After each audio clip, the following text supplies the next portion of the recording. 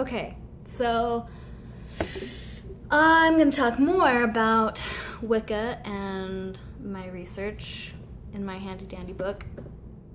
So today I'm going to explain how I understand the witch's pyramid, which I have drawn here in my book. There are different drawings of it and versions of it online, so I encourage you to Google that and find more information than what I'm giving you, obviously. But this is how I understand it, and maybe this will help you, and maybe you're like, she's weird. But anyway, so we're gonna start at the second point on the triangle here, and this point is to dare, is what it's called, and there's a different word for it. It's spelled A-U-D-E-R-E. I'm bad at pronouncing things. Audary. And this means to do things without fear, to experiment, to push forward, to experience new things, and to transcend inner barriers, or being open to like wisdom and stuff that you learn. And so that's the first step in this pyramid, which is more of this way of thinking. This form of thought is basically what it is. So to dare. So you just need to jump into things and do them without fear. Anyway, the second point on the triangle, or star, this one, is to keep silent, or tacere, T-A-C-E-R-E. And this is the silence within, or being at peace, to ponder, to meditate. You don't have to share everything. It's associated with inner calm, silent knowing, and earth is that point on the triangle. And to me, this means, so you dare, you jump into something without fear, and then you ponder it and you think about what you're about to do. The next point on the star here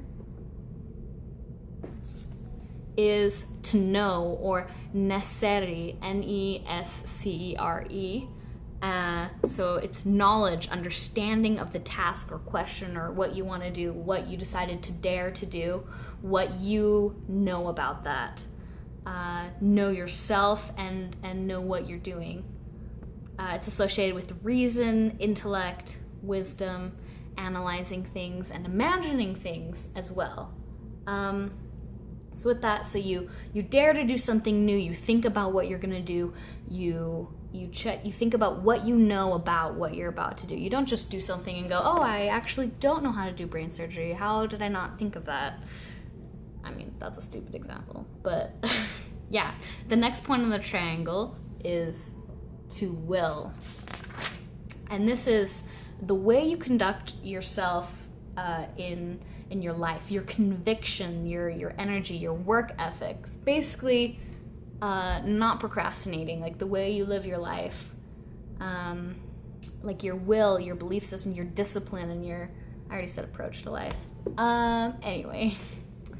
So you go through the triangle when you're going to do something. You dare to do something you don't usually do, and then you think about what you're going to do. You know what you're going to do, or your knowledge about what you're going to do, or knowledge about the question you're going to ask, and then your will, like actually doing it, not putting it off till later and doing it. And the last point is to go, the top of the star, and which represents the spirit, and that is to make manifest, to bring it about, and to bring all of the points of the star into balance and set everything in motion. So start it, do that thing you dared to think about doing, and then you thought about it. You dared to, it's something you've never done before. You're really afraid of.